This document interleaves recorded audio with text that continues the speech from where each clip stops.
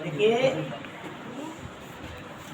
देखिए आज हम लोग जो हिंदी का पाठ 4 में रिवीजन क्लास में चल रहे हैं, इसमें से शीर्षक का नाम है नाखून क्यों बढ़ते हैं। ठीक है, इसके प्रश्न उत्तर को देखना चाहेंगे कि ये प्रश्न उत्तर क्या है। ठीक है, एक झलक में एक बार में याद रखें कि नाखून क्यों बढ़ते हैं। इसके लेखक जो है वो हजारी प्रसाद द्विवेदी जी है, क्योंकि औद्योगिक में लेखक का नाम जरूर आता है और हमें इस चीज़ को ध्यान में रखना जरूरी है।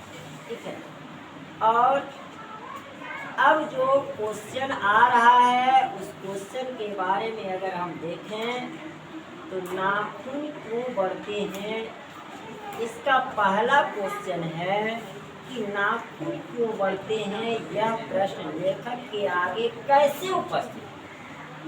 तो देखिए, बिल्कुल आसान बात है, आसान चीज है। ये जो कहानी है ना, इस कहानी में लेखक के सामने में जो प्रश्न आया कि एक छोटी बच्ची जो थी उसने कहा कि ये जो हमारा नाखून है ना, इसको बार बार काटते रहते हैं, पर ये क्यों बढ़ते हैं, इसका बताइए आंसर क्या है। तो अर्थात छोटी बच्ची के पूछने से प्रकट हुआ। ठीक है, एक छोटी लड़की ने जो ये बात पूछा था अपने घर में अपने माता पिता से, वहीं से यह प्रश्न उपस्थित हुआ। और ऐसा प्रश्न जो है वह लेखक को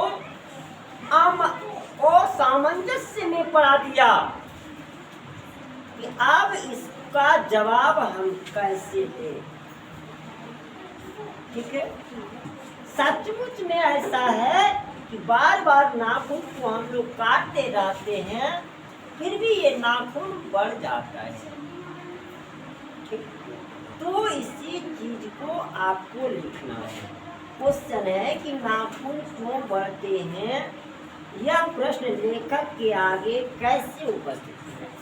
तो लिखेंगे कि नाखून क्यों बढ़ते हैं, यह प्रश्न लेखक के सामने में एक छोटी बच्ची के माध्यम से उपस्थित हुआ। कोई दिक्कत है ना। फिर से एक लाइन देखिए, नाखून क्यों बढ़ते हैं, यह प्रश्न लेखक के सामने एक छोटी बच्ची के माध्यम से उपस्थित हुआ। कहीं कोई दिक्कत। अब इसके साथ था कि यह प्रश्न लेखक के आगे कैसे उपस्थित बताइए नहीं। फिर से एक बार लास्ट लिखने के बाद समझे कि नाखून क्यों बढ़ते हैं, यह प्रश्न लेखक के सामने एक छोटी सी बच्ची के माध्यम से उपस्थित हुआ। लेखक को यह सोचने के लिए विवश कर दिया कि सचमुच ये जो नाखून है यह क्यों बढ़ता है, इसे बार बार काटने पर भी इस प्रकार से क्यों बढ़ाता है। ऐसा लिखना है। क्या लिख सकते हैं? कोई दिक्कत है तो बोल सकते हैं, बोले तो क्या।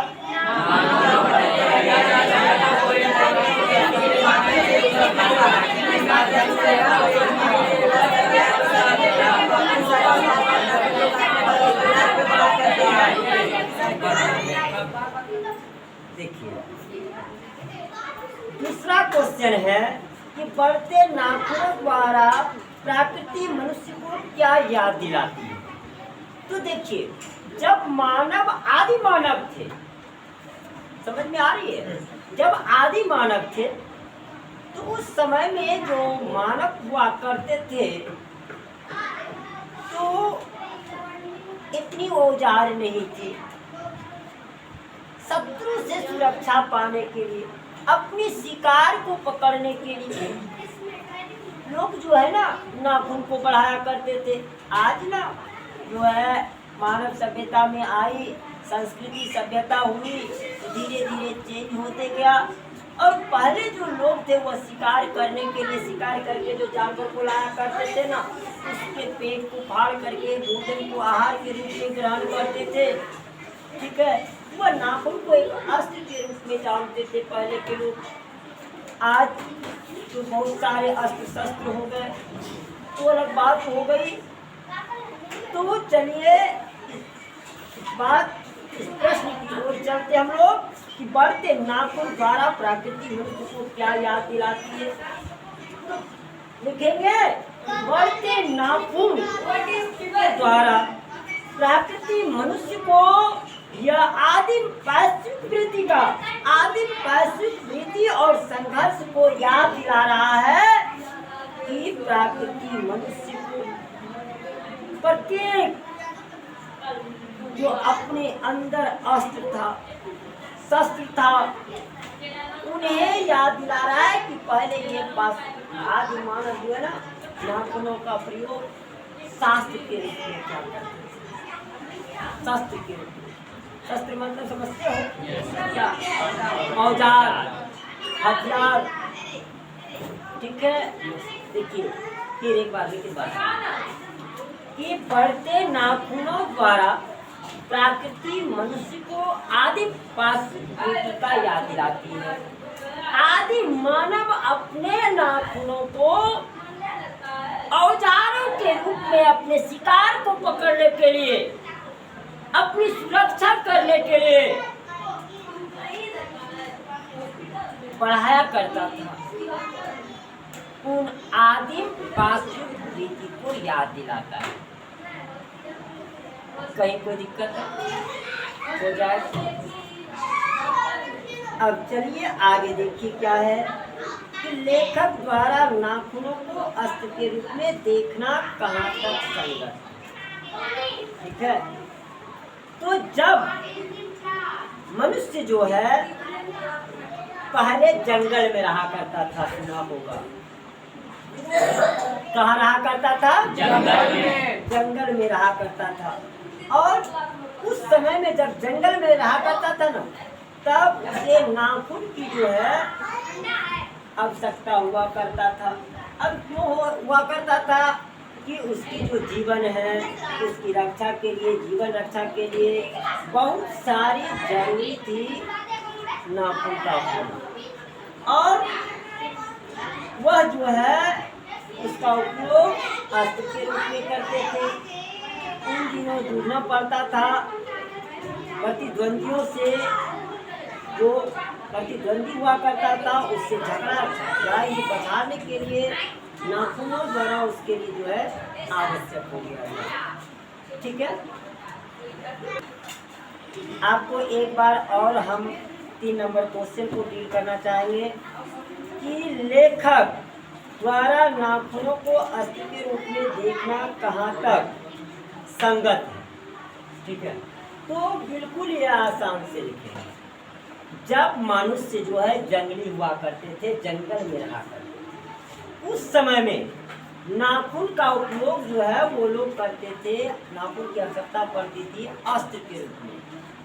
ठीक है, किसके लिए? तो अपने जीवन की रक्षा के लिए और अपने शिकार को पकड़ने से, शिकार को भक्षण करने के लिए। ठीक है, कहीं कोई दिक्कत है? और उन दिनों उसे जो है बहुत सारे जंगली जानवरों से जूझना पड़ता था, प्रतिद्वंदियों को पछाड़ना पड़ता था।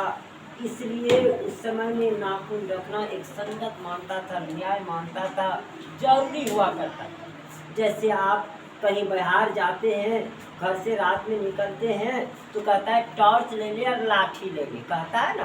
तो क्यों कहता है कि रास्ते में अगर कोई चीज़ सांप मिल गया या कोई चीज़ जानवर मिल गया, कुत्ते ही बदमाशी करने लगे तो उनको उस अस्त्र से डरा देंगे, अर्थात लाठी से भगा देंगे। सांप ही है, उसको ऐसे ऐसे हट करेंगे तो भाग जाएगा। ये कोई भी चीज़ है। दूसरी बात है कि सारे चीज़ स्वर्ग मुद्रा में रात्रि में रहते हैं, तो आप जब लाठी लेके जाएंगे आगे में ऐसे ऐसे करते जाएंगे तो उसकी आवाज़ से सारे चल जाएंगे। कहता है कि रात्रि में कोई भी वृक्ष की पत्तियां या कोई भी चीज की जरूरत हो गया तो उसे नहीं तोड़नी चाहिए। अगर तोड़ना चाहते हैं तो आप उसे पहले हिला दें तब उसे तोड़ें। क्यों कहता है कि वह जग जाएगा, हिलाने के बाद जग जाएगा। समझ में आ रही है मेरी बात को? तो इसी प्रकार से, क्योंकि स्वयं मुद्रे में वो आप सुने होंगे, द्रौपदी जब चिरहरण कर रहे थे तो उन्होंने जब आंखें बंद कर लिया ना, जब वो अपनी सुरक्षा स्वयं नहीं कर पाई तो आंखें बंद कर लिया, तो भगवान श्री कृष्ण ने वहाँ से अपने आशीर्वाद के रूप में उन्हें साड़ी देते रहा और खींचने वाले खींचते रह गए, लेकिन द्रौपदी का चिरहरण नहीं कर पाया, वस्त्र विहीन नहीं कर पाया। तो जब कोई नहीं है तो उस समय में भगवान हुआ करता है, ठीक ना। तो उसी प्रकार से आप इस बात को जरूर याद रखें कि किसी भी चीज़ को रात्रि में या किसी भी चीज़ को कोई पेड़ पौधे या कोई भी शरीर में बिना जगाए उस पर प्रहार ना करें। अर्थात उठते भी रास्ते में अगर सांप भी मुंह सोया हुआ है तो उसे ये नहीं कि डंडा बजा दें, उससे पहले आप जगा दें। अगर वह आपके ऊपर प्रहार करता है तो आप मार दें, और अगर वह आपके ऊपर प्रहार नहीं करता है, वह भाग जाता है, तो उसे आप ना मारें, क्योंकि उसकी भी आत्मा है, उसकी भी जीव है। समझ में आ रही है मेरी बात? तो चलिए, हम लोग चल रहे थे यहाँ कि लेखक द्वारा नाखूनों को अस्त्र के रूप में देखना कहाँ तक संगत है। तो आप लिख सकते हैं कि लेखक जब मनुष्य, लेखक का कहना था कि जब मनुष्य जंगली था तो उस समय में उसे अब वह अपने नाखूनों का प्रयोग अस्त्र के रूप में जीवन की रक्षा के लिए करता था। अपने शिकारों को भक्षण करने के लिए करता था, दुश्मनों को पछाड़ने के लिए, प्रतिद्वंदियों को पछाड़ने के लिए क्या करता था।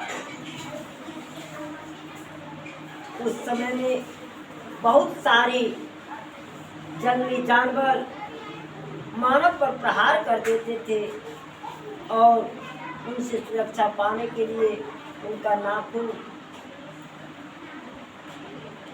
को रखना या नाखून को बढ़ाना एक न्याय संगत माना गया है, न्याय संगत के रूप में जाना गया है। क्या लिख सकते हैं?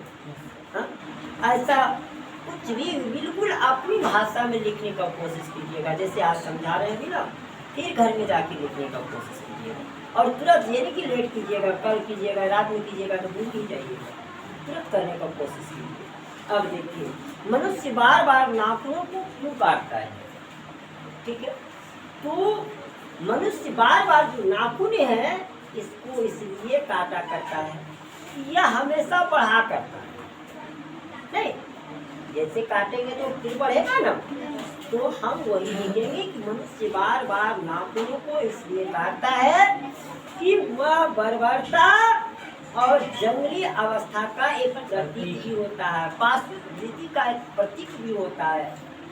ठीक है, क्योंकि आपने देखिए जो जानवर है उसका कौन नाखून काटेगा बेचारे, अपने बढ़ते जाता है धरती में, जब चलते चलते नहीं अपने टूटता है, उसको काटने वाला कौन है? तो पशु का एक प्रतीक है, मानवता का धर्म नहीं है, पाशविक वृत्ति है।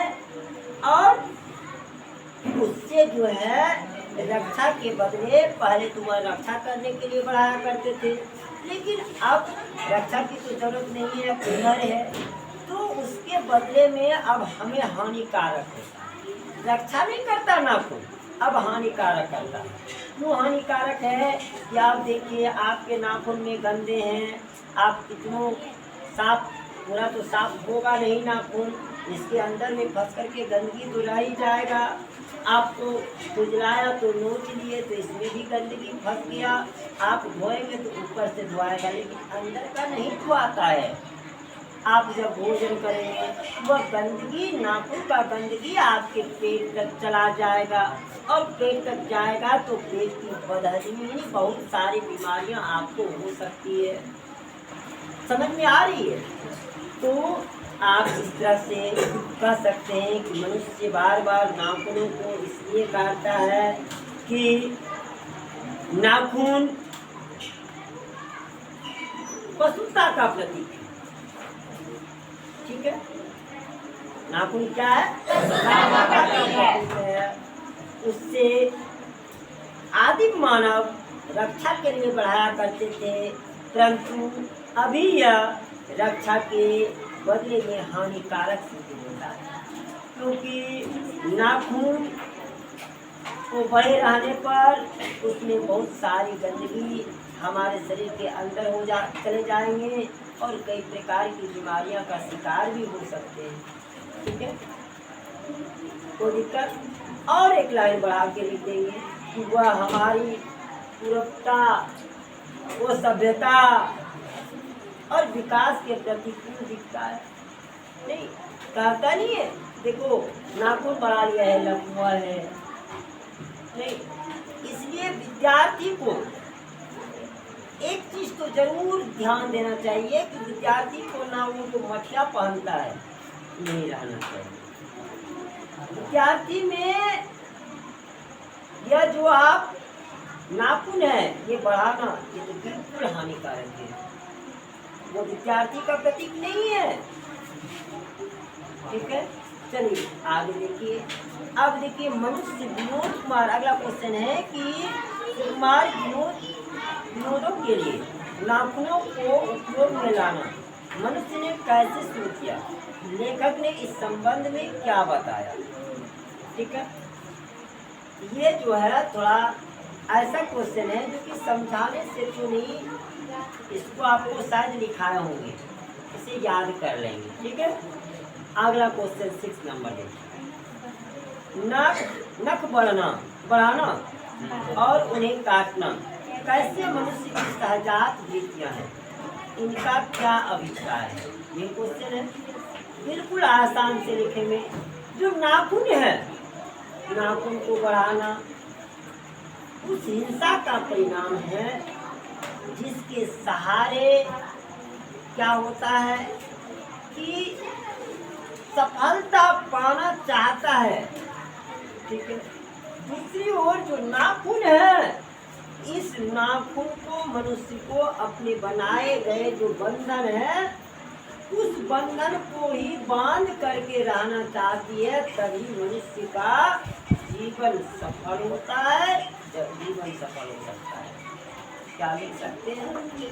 होगा, दिक्कत है। अब देखिए, चलिए आज तक रहने दीजिए। 6 नंबर क्वेश्चन होमवर्क क्वेश्चन देखो है क्या? कहानी हिंदी पाठ 4, हिंदी पाठ 4। ठीक है, 1 से 6 तक प्रश्न उत्तर याद करके लिख कर लाना है, समझ कर लिख कर लाना है।